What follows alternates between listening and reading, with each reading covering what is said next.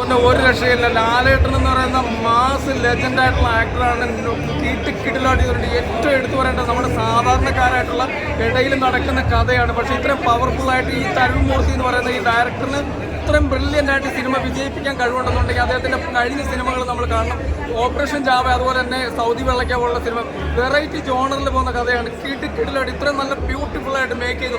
അതുപോലെ എൻ്റെ സസ്പെൻസുകൾ വെച്ചിരിക്കുന്ന ക്ലൈമാക്സ് ഒക്കെ അടിപൊളിയായിട്ടുണ്ട്. ഒരു രക്ഷയില്ല. മോഹൻലാൽ ഇത്രയും വിൻറ്റേജ് നടനായിട്ട് അഭിനയിക്കുക, എങ്ങനെയാണ് ഇത്രയും പവർഫുള്ളായിട്ട് അഭിനയിക്കാൻ കഴിയുന്നത്? ഇത്രയും അസാധ്യമായിട്ടുള്ള ഒരു കലാകാരൻ മോഹൻലാൽ എന്ന് പറയുന്ന മലയാളത്തിൽ വേറെ ഒരു നടനും അദ്ദേഹത്തെ മാറ്റി വയ്ക്കാൻ സാധിക്കില്ല എന്നുള്ളതിൻ്റെ തീർച്ചയായിട്ടും ഈ സിനിമ തിയേറ്ററിൽ തന്നെ വന്ന് കാണുക. അടിപൊളി പടമാണ്. കുടുംബ പ്രേക്ഷകർക്ക് ഏറ്റവും കൂടുതൽ ഇഷ്ടപ്പെടുന്ന ദൃശ്യം എന്ന് പറയുന്ന 3 ഉണ്ടെന്നുണ്ടെങ്കിൽ എനിക്ക് ദൃശ്യം 3 വേണ്ട, എനിക്ക് ഈ സിനിമ കണ്ടാൽ മതി എന്നാണ് ഞാൻ പറയുന്നത്. കാരണം അത്ര പവർഫുള്ളായിട്ട് ഒരു വിൻറ്റേജ് നടൻ എന്ത് രസമാണ് അഭിനയിച്ച് വെച്ചിരിക്കുന്നത്. അത് മാത്രമല്ല ഒടിയൻ, പിന്നെ മോഹൻലാലിൻ്റെ തന്നെ എത്രയോ സിനിമകളുടെ കോമഡികൾ ഇതിനകത്ത് എലമെൻസുകളൊക്കെ വെച്ചിട്ട് അടിപൊളിയായിട്ട് ചെയ്തിട്ടുണ്ട്. തരുൺ മൂർത്തി ഒരു ബിഗ് സല്യൂട്ടാണ്. അദ്ദേഹം പറഞ്ഞതിൻ്റെ മുകളിൽ ഈ സിനിമ വന്നിട്ടുണ്ടെന്നുള്ളതാണ്. അടിപൊളിയായിട്ട് ചെയ്തിട്ടുണ്ട്. ഒരു രക്ഷയിലെ ക്ലൈമാക്സ് ഒക്കെ വളരെ ഭംഗിയായിട്ട് ചെയ്തിട്ടുണ്ട്. എന്തായാലും BGM ആണ് ഏറ്റവും കൂടുതൽ എനിക്ക് ഇഷ്ടപ്പെട്ട. ഒരു ഇറിറ്റേഷനും ഇല്ലാത്ത രീതിയിലുള്ള BGM. തിയേറ്റർ എക്സ്പീരിയൻസും മസ്റ്റ് വാച്ചാണ്. അടിപൊളിയാണ്. ഇത് സൂപ്പർ ഹിറ്റ് ബ്ലോക്ക് ബസ്റ്ററാണ്. മലയാളത്തിൽ ഈ അടുത്തിറങ്ങിയതിന് ഏറ്റവും നല്ല സിനിമയായിട്ട് തുടരുമെന്ന മൂവി മാറും എന്നുള്ള കാര്യത്തിൽ യാതൊരു സംശയം വിചാരിക്കേണ്ട. 20 വർഷത്തിന് ശേഷമുള്ള ശോഭന മോഹൻലാൽ കൂട്ടുകെട്ട് ഒരു രക്ഷയില്ല. ഞാൻ ഗ്യാരണ്ടി പറയുകയാണ്, ഇത് സൂപ്പർ ഹിറ്റ് ബ്ലോക്ക് ബസ്റ്റർ ആയിരിക്കും എന്നുള്ള ഒരു സംശയം വിചാരിക്കേണ്ട. ലാലേട്ടൻ്റെ അവസാനത്തെ ഒരു ക്ലൈമാക്സ് രംഗമുണ്ട്, ഹൃദയം തകർന്നു പോകും. കണ്ടെന്ന് പറഞ്ഞാണല്ലോ. അടിയല്ല ഞാൻ പ്രതീക്ഷിച്ചത്. ഞാൻ പ്രതീക്ഷിച്ച ഒരു കുടുംബ സിനിമയായിട്ടാണ് പ്രതീക്ഷിച്ചാൽ വന്നത്. അടി പ്രതീക്ഷിച്ചില്ല. പക്ഷെ എമ്പുരാൻ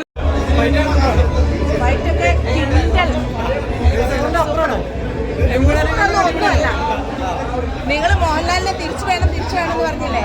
മോഹൻലാൽ വന്നു. കാരണം തിയേറ്ററിൽ കണ്ടാലേ നിങ്ങൾക്ക് അതിന്റെ ഫുള്ള് കിട്ടത്തുള്ളൂ. അപ്പം എല്ലാവരും തിയേറ്ററിൽ പോയി കാണുക. മോഹൻലാൽ പടം എന്നൊക്കെ പറഞ്ഞില്ല, അതാണ് ഇപ്പൊ കണ്ടത്. നമ്മൾ ഒടിയന് മുന്നിലുള്ള മോഹൻലാലിനെ തിരിച്ചു കണ്ടു. പല ഡയലോഗുകളും കേൾക്കത്തില്ല, എടുത്തിട്ട് കൈയടി കാരണം കേൾക്കത്തില്ലായിരുന്നു. അതുപോലത്തെ ഒരു ഡയലോഗ് ഇതാണ് വന്ന ഹിന്റ്. മോഹൻലാൽ 100% മോഹൻലാൽ ലാലേട്ടൻ പടം. അങ്ങനെ ഒരു ഹിന്റ് പോലും പുറത്ത് പറയുന്നില്ല. എല്ലാവരും വിചാരിച്ച പോലെ സസ്പെൻസ് ത്രില്ലറാണ് പടം. ഇടില്ല.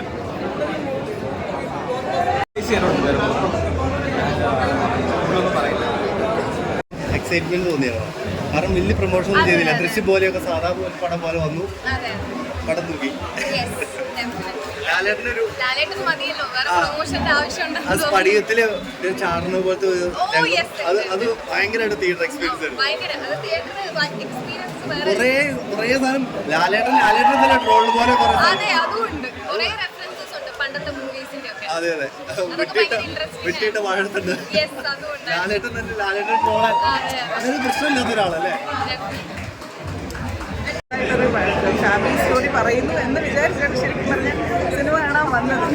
പക്ഷേ ഇങ്ങനെ ആയിരിക്കും ഒട്ടും പ്രതീക്ഷയില്ല. ഭയങ്കര രസമുണ്ടായിരുന്നു. ശരിക്കും അടിപൊളിയായിരുന്നു. എല്ലാവരും തിയേറ്ററിൽ വന്നാൽ തിയേറ്റർ എക്സ്പീരിയൻസ് ആണ് ശരിക്കും.